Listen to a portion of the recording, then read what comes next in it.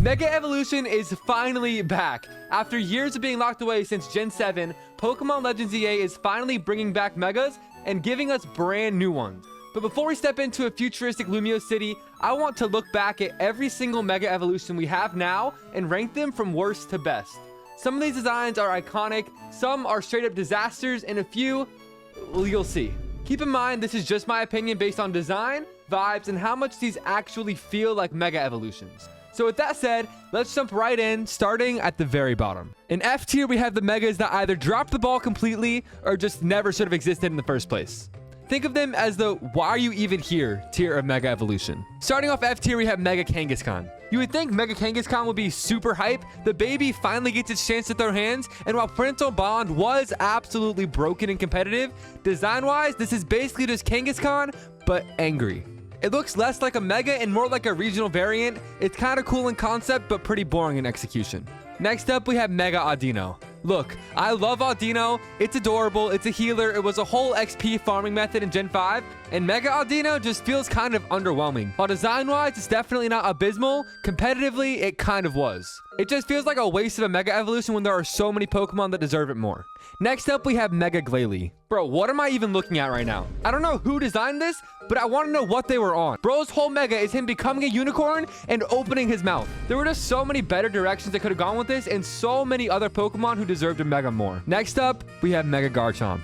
And this one hurts. Garchomp is literally one of the coolest pseudo-legendaries of all time, and somehow they managed to mess this Mega up. They gave it giant scythes for arms, which is kind of cool in concept, but it just looks bulky in execution. And somehow they managed to make the Mega version worse and competitive than the standard version. Overall, this Mega was just kind of disappointing for what it could have been, and that's why it lands in this part of the list. And topping out F tier, we have Mega Abomasnow. I'll give them credit where credit is due.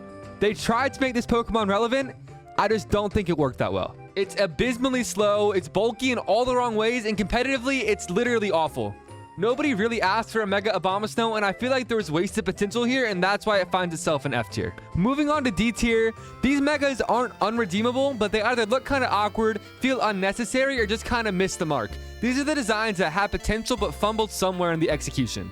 First off, we have Mega Heracross. Heracross deserves something epic. It's already a beloved powerhouse, but instead, Mega Heracross looks like a cartoon balloon animal, bro. Its horn is fine, but the body proportions are just so off. Its arms are massive, its legs are stubby, and it's got that weird big red nose Rudolph vibe going on. It went from this sick warrior bug to a gym bro who can't even reach his back. Next up, we have Mega Aggron. Stat-wise, this pure steel typing is actually sick, but design-wise, Mega Aggron feels really clunky. It literally feels like they stuffed Aggron into medieval knight armor that's one size too small and called it a day. I can appreciate the bulk, but the face is high-key goofy. Bro just looks more like a depressed dad than a fearsome monster. It should be intimidating, but instead, it just feels kind of awkward. Next up, we have Mega Gyarados. This one hurts because Gyarados is so iconic, but Mega Gyarados just feels a little bit underwhelming. Gyarados finally evolves again, and somehow he just feels less intimidating. He goes from this intimidating sick sea serpent to a giant shrimp. I feel like there's just so much more potential here that got wasted, and that's why he finds himself in D tier. Next up, we have Mega Manectric. I can kind of see what they were going for.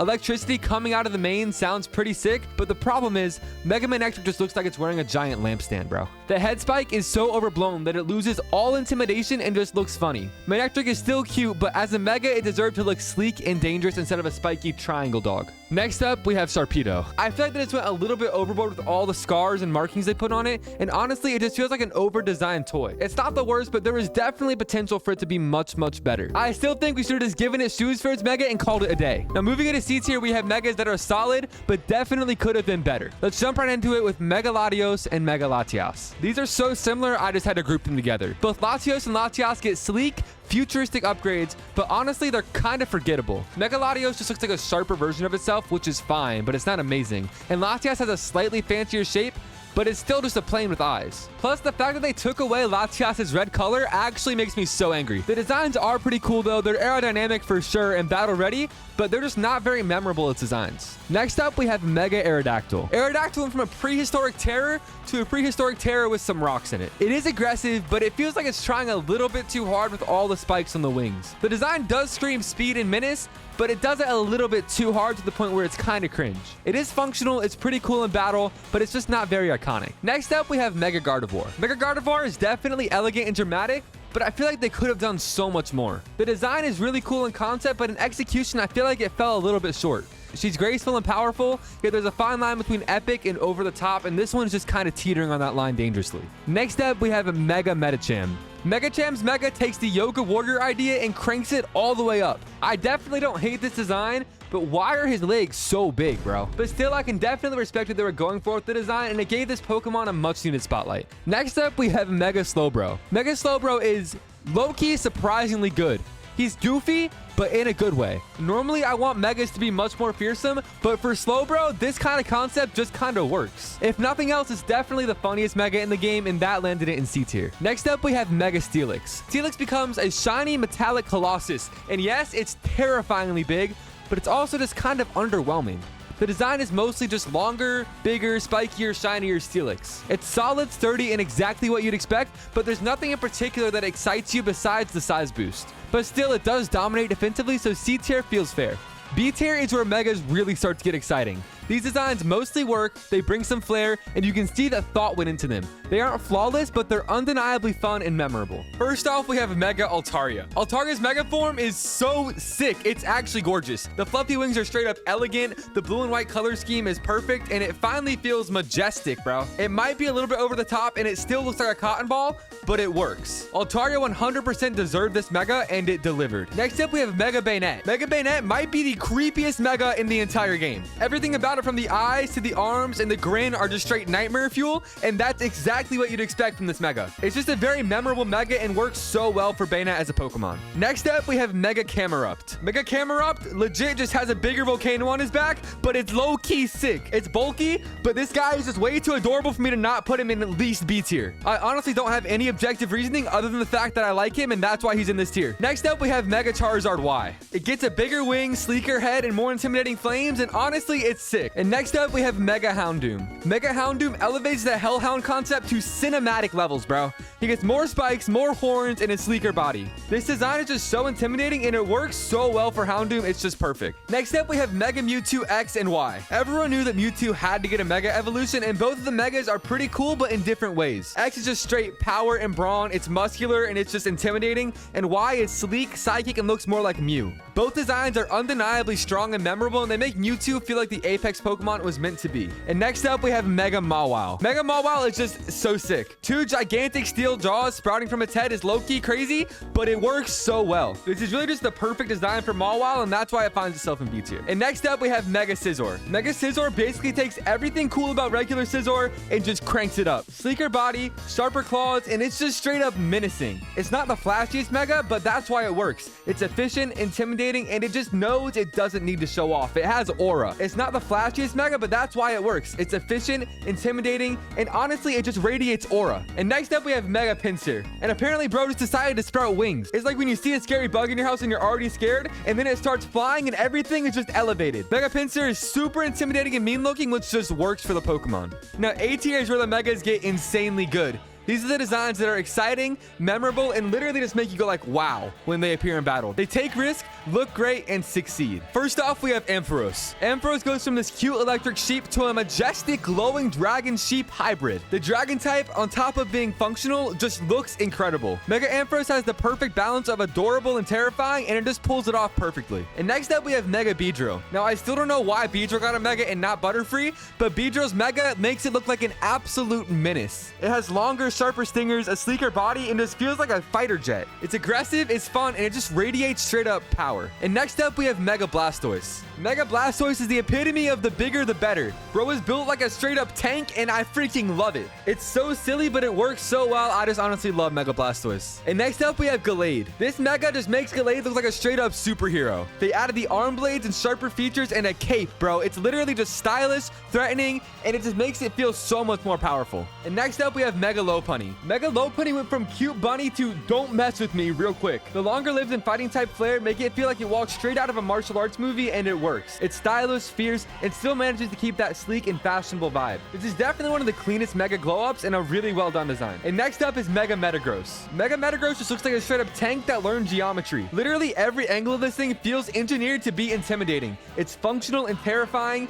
and it's just an amazing Mega. Next up, we have Mega Pidgeot. This just feels like Pidgeot finally becomes the bird it always wanted to be. The flowing feathers and the sharpened crest give it this legendary regal energy, and it just works so well. It's elegant but still deadly, and honestly is the perfect upgrade for Pidgeot. And next up, we have Mega Swampert. Mega Swampert is basically just a gym bro incarnated as a Mega Evolution, bro. He's huge, he's jacked, and he looks like he could throw a car underwater. The design is actually clean though. It balances the bulk well with sleek lines, and it feels powerful without being too clunky, and that's why I like it. Next up, we have Mega Sableye. Mega Sableye just drags around this giant gemstone like it robbed a jewelry store and refuses to give it back, but for some reason it works. It still keeps that mischievous gremlin energy, and it's just a little bit creepier with the Mega. It's a bizarre design, but I think it works well for Sableye, and that's why it finds itself in A tier. Next up, we have Mega Tyranitar. Mega Tyranitar is literally just Tyranitar, but more. More spikes, more armor, and more intimidation. It's the kind of design you don't even need to analyze it. You just look at it and go, yeah, that thing could kill me. It's definitely not subtle, but it is absolutely effective.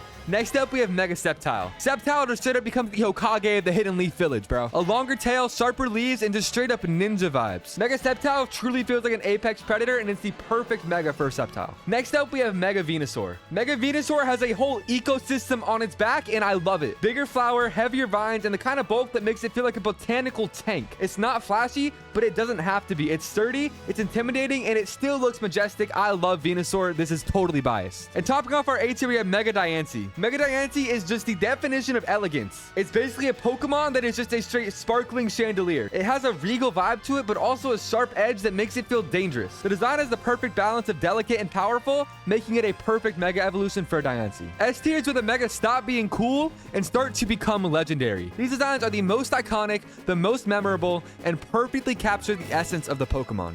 Every detail works, every line feels intentional, and you remember them long after the battle ends. Mega Absol finally gets the glow up that it was always destined for. The flowing mane, sharper horn, and the scythe of a tail all lead into its whole bringer of disaster vibe. It's elegant, but also menacing, and the design makes it feel like an angel of doom. Absol went from a cool, misunderstood Pokemon to a final boss. Next up, we have Mega Charizard X. Mega Charizard X is quite literally the perfect Mega Evolution for Charizard. The black scales, the blue flames, and the overall bulk just make it feel unstoppable. On top of the color change being elite, it's sleek, intimidating, and just instantly iconic. And next up, we have Mega Alakazam. Mega Alakazam is what happens when you max out intelligence and forget about everything else. The beard, the spoons, the stare, it's just perfect. It looks like a psychic monk who could literally fold you with a thought. It's elegant, it's terrifying, and just gives an I've already beaten you before you enter the room energy. And next up, we have Mega Gengar. Mega Gengar just takes everything that is great about Gengar and dials it up. The wider grin, jagged spikes, and the way it looks like it's phasing out of reality make it both hilarious and horrifying. It's playful nightmare fuel, a design that's fun and terrifying at the same time. And next up, we have Mega Lucario. Mega Lucario looks like Lucario finally unlocked its final transformation. If Lucario went Super Saiyan, this is how he would look. It's a sleeker body, a stronger physique, and just straight up aura. It just balances the style and danger perfectly, and it feels like the ultimate martial arts Pokemon without over-designing things. It balances style and danger perfectly without feeling like it was over-designed. And next up, we have Mega Blaziken. Mega Blaziken just looks like he's ready to wipe the floor with anyone and everyone. The extended flames, sharper claws, and sheer aura it has just gave it an unstoppable energy. It's fiery, aggressive, and just ridiculously cool. And next up, we have Mega Salamence. Mega Salamence straight up just becomes a fighter jet, and I love it. It finally feels like the dragon people always hyped it up to be. The sleeker wings and sharper face make it look dangerous, but also majestic. Some people clown the crescent moon wings, but honestly, I love it. It just looks so fast, and you know if this thing is chasing you, you are not winning the race. And lastly, we have the best Mega in the history of Megas, Mega Rayquaza. Mega Rayquaza is literally the Mega to end all Megas. The glowing patterns, the endless coils, and just the sheer aura that this thing has make it feel like a Pokemon god. And it doesn't just dominate the battlefield, it literally owns it. Every detail about it literally just screams legendary, and it completely redefines what S tier means. We can only pray that for the new Megas in Z-A, Game Freak takes notes from S tier. And there you have it. Every Mega Evolution ranked from D all the way up to S tier. From the awkward misfires to the iconic legends, these designs show how creative and sometimes wild Mega Evolutions can get. Whether you agree with my rankings or think your favorite got robbed, one thing is totally clear: Mega Evolutions added some unforgettable flair to the Pokemon world, and I am so excited to have them back. If you enjoyed this ranking, don't forget to like the video and subscribe for more Pokemon content, breakdowns, and all the debates you didn't even know you wanted. Thank you for watching till the end. Remember, Jesus loves you, and I will see you all next time.